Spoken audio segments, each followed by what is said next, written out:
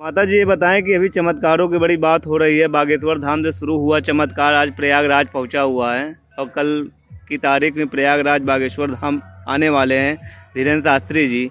तो आप चमत्कारों को, सच्चाई को कितना मानती हैं, आप बताएं हमें। देखिए क्या है कि ये जो विषय है ये बड़ा गंभीर विषय है। हम जब भी अपने इष्ट के प्रति समर्पण, विश्वास और आस्था, अगर हमारी आस्था है तो हमें चमत्कार भी दिखाई देगा, और अगर हमारी आस्था नहीं है तो हमें वो ढोंग दिखाई देगा। क्योंकि जिस मंदिर से मैं जुड़ी हुई हूँ, स्वयं मैंने अपना जीवन समर्पण कर दिया, क्योंकि मैंने इतने सारे चमत्कार देखे हैं। और सबसे बड़ा चमत्कार ये है कि मैं खुद डायबिटिक पेशेंट हूँ। मेरे डॉक्टर ने मुझे कहा कि आप एक भी व्रत नहीं करेंगी, लेकिन आज मुझे 16वां दिन है कि मैं सिर्फ एक समय भोजन कर रही हूँ। कारण मेरी आस्था जुड़ी हुई है माँ से, मेरा समर्पण है माँ को, मुझे विश्वास है माँ पर कि मुझे कुछ होने नहीं देगी। तो मैं बागेश्वर धाम का समर्थन करती हूँ, क्योंकि गलत कहीं भी नहीं है। देखिए, आस्था और विश्वास के बाद ये अंधविश्वास आ जाता है। तो आस्था और विश्वास और अंधविश्वास के तीनों को कैसे अलग कर सकते हैं हम? देखिए, इसी प्रकार से अलग कर सकते हैं। जैसे बहुत से लोग ये कहते हैं कि ये तो मूर्ति है, भगवान कहाँ है। लेकिन मैं उनसे पूछती हूँ कि दूध में कभी मक्खन दिखाई देता है क्या? दूध में सबसे पहले दही जमाना पड़ता है, दही के बाद मक्खन निकलता है। तो जिस प्रकार से दूध में मक्खन होता है लेकिन दिखाई नहीं देता, तो जब तक आपकी आस्था पूर्ण रूप से समर्पित नहीं होगी तो आप उसको अंधविश्वास कहेंगे। लेकिन जब आपके साथ घटित होगी तो आप उसको चमत्कार मानेंगे कि नहीं मानेंगे? तो अभी शंकराचार्य जी का भी एक बयान आया था कि अगर उनके पास इतना ही चमत्कार है तो जोशीमठ जो धस रहा है उसको उठा क्यों नहीं दे रहे हैं। तो इसके बारे में क्या बताएंगे? शंकराचार्य जी इस्तीफा दे दें, बागेश्वर धाम को बना दें शंकराचार्य, चमत्कार भी दिखा देंगे। तो ऐसे कैसे हो सकता है? ऐसे उनका एक अलग क्षेत्र है, इनका एक अलग क्षेत्र है। शंकराचार्य, यहाँ बात क्षेत्र की नहीं हो रही है, यहाँ पे बात चमत्कार की हो रही है। अगर वो चमत्कार देखना चाहते हैं तो पहले त्याग करें। गद्दी पे बैठ के क्या चमत्कार देखना चाहते हैं? ये भारतवर्ष ऋषि मुनियों की भूमि है, और यहाँ ऐसे एक चमत्कार नहीं, सदियों से चमत्कार होते आ रहे हैं। तो आपने अपने जीवन में कुछ चमत्कार का अनुभूति किया है? मैंने बहुत चमत्कार देखे। तो कुछ हमें बताएं। एक भक्त आती थी मंदिर पर, जिसको 18 साल तक कोई बच्चा नहीं था। सप्तमी पे माँ के मंदिर के अंदर, आप यहाँ पर भी देख रहे हैं, माँ की गोद में फल है। मात्र इस फल से उसकी गोद भरवाई गई और उसको बेटी पैदा हुई। और जब वो अगले नवरात्रों में उसने ला करके मेरी गोद में उस बच्चे को लिटाया तो मेरी आंखों से अश्रुधारा बहने लग गई, क्योंकि मैं गोद भरवा के भूल चुकी थी।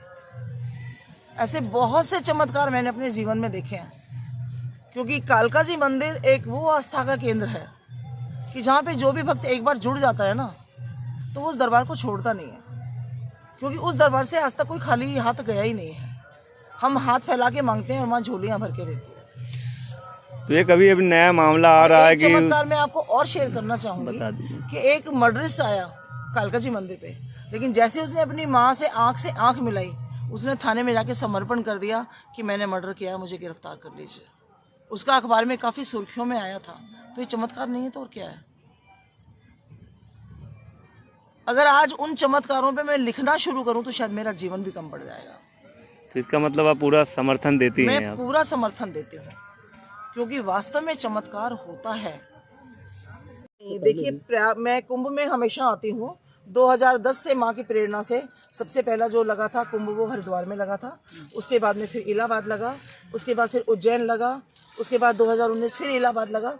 लेकिन माघ मास मेले में प्रयास तो मैंने काफ़ी समय से किया, लेकिन मिला पहली बार है। क्योंकि बस हम माँ की साधना करना चाहते थे, और साधना के लिए कहाँ मिल रहा है ये ज़रूरी नहीं है, लेकिन एकांत मिले और गंगा जी का किनारा मिले और माघ मास, तो बस हम यहाँ पर जहाँ भी हमें जगह मिली, ये हमारी साधना के लिए हमें उचित लगी। और जब से हम आए, माँ की अखंड ज्योत जल रही है। सवेरे के समय माँ की पहले भजन कीर्तन होता है, फिर माँ की अखंड ज्योत लगती है, फिर माँ का भोग लगता है। उसके बाद में अभी 2 बजे से 4 बजे तक भागवत होती है।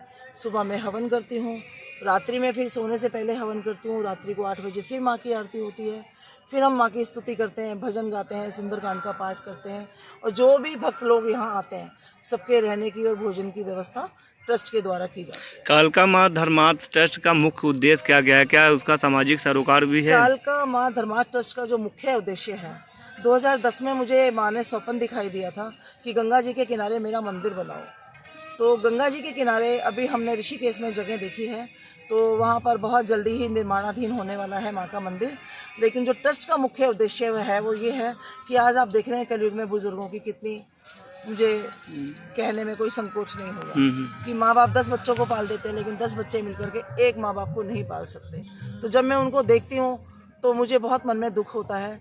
इसी तरीके से अनाथ बच्चों को, तो उसके साथ जो ट्रस्ट का उद्देश्य है वो ये है कि मंदिर के साथ साथ एक अनाथ आश्रम और एक वृद्धाश्रम का भी निर्माण होगा, ताकि वहाँ आकर के एक नए परिवार का जन्म होगा। गरीब बच्चों को माँ बाप मिलेंगे और माँ बाप को जब गरीब बच्चे मिलेंगे तो एक नए परिवार का जन्म होगा। आप अपना पूरा परिचय दीजिए। मैं सुधा भारद्वाज पुजारी परिवार से हूँ। जो कल्पवास का आपका प्रवास है मेला क्षेत्र में, आपका ये किस प्रकार का दिनचर्या होता है, जो है किस प्रकार भजन कीर्तन पूजा होता है, बताएं। देखिए, प्रातःकाल से हम लोग करीब 5 बजे उठ करके जो है संध्या वंदन, इसके बाद फिर जो है पूजन पाठ आदि का कार्य हम लोग करते हैं। दोपहर में श्रीमद् भागवत कथा का वाचन करते हैं।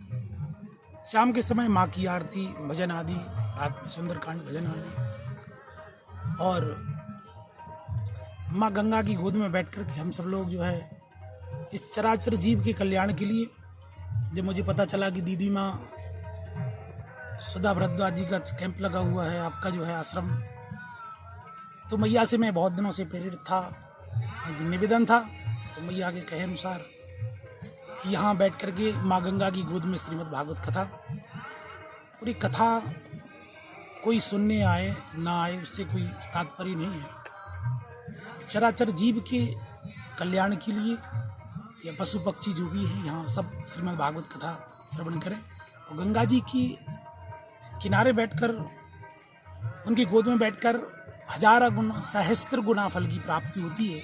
जो कर्म हम किसी और जगह करते हैं उससे 1000 गुना फल माँ गंगा की गोद में बैठ कर मिलता है। तो हम सब लोग माँ के आशीर्वाद से और माँ गंगा की गोद में बैठ करके और भागवत कथा आदि एवं भजन कीर्तन आदि का आनंद ले रहे हैं। मेरा नाम पंडित मनोहर शरण शास्त्री है। मैं वैसे तो मध्य प्रदेश का रहने वाला हूँ,